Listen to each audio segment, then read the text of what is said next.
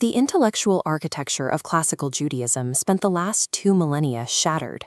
Today, that organism is undergoing a literal structural resurrection. To animate these dry bones requires absolute, rigorous, rational mindfulness, a return to the intellectual state that defines the classical era. During the long centuries of exile, the religion was infected by a profound stupor. Objective constitutional law was replaced by a system of magical, unconscious thinking and subjective spirituality. Within this environment, religious elites actively hoarded esoteric texts.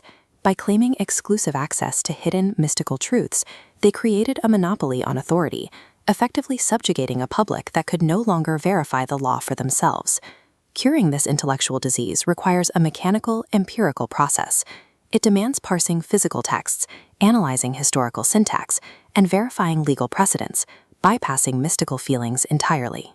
The resurrection of Judaism demands the total destruction of this mystical authoritarianism. The subjective rule of the elite must be dismantled to make way for a return to objective constitutional law. This process of restoration became possible only with a massive geopolitical shift, the ingathering of exiles to the land of Israel. As distinct Jewish populations converged, modern scholars finally gained access to uncorrupted ancient manuscripts.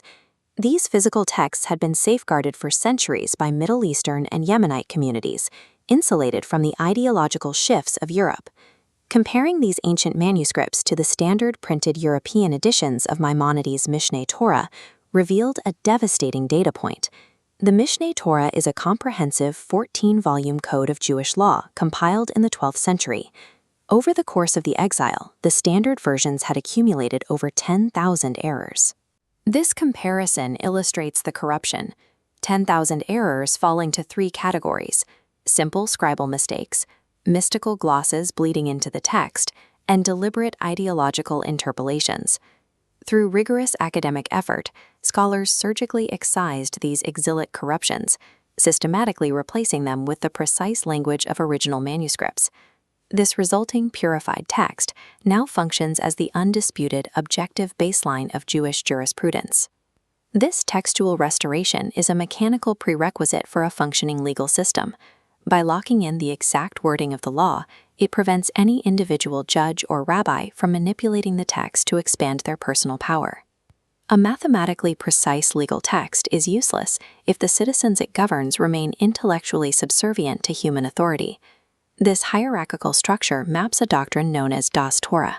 Das Torah is an exilic concept demanding that the masses place blind, unquestioning faith in a supposedly infallible religious elite.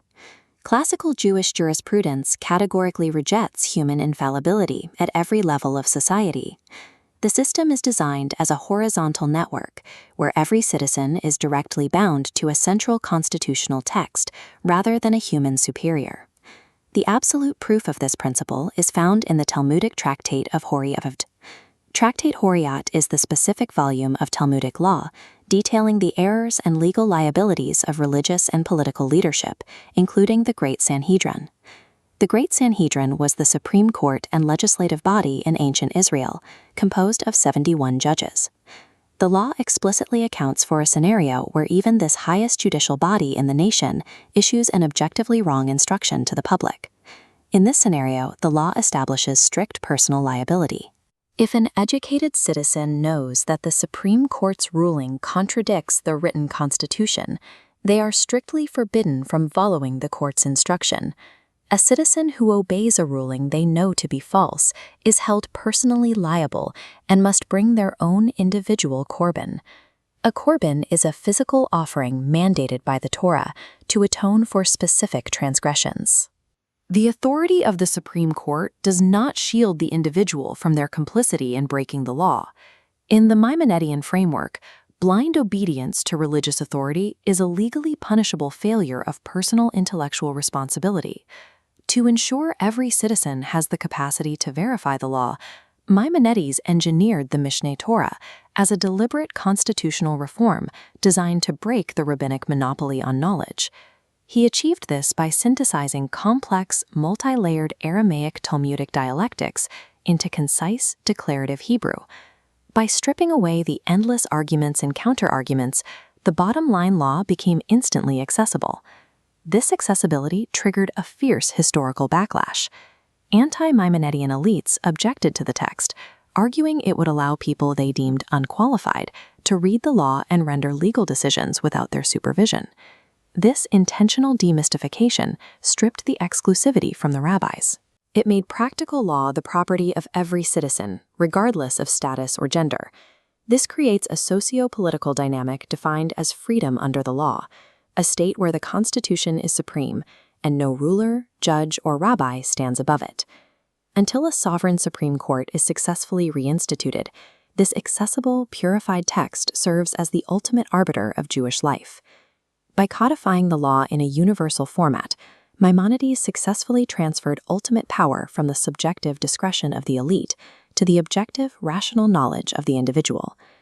This demand for individual legal responsibility scales up to form the macro-architecture of the state itself, culminating in the Maimonidean concept of the Messianic era. During the Exile, the end of days became clouded with delusions, expectations of temples descending from the sky, sudden changes to human nature, or suspensions of the laws of physics.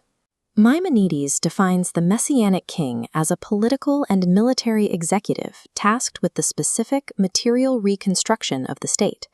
The first requirement is the restoration of a Davidic constitutional monarchy, a government bound entirely by the legal framework of the Mishneh Torah.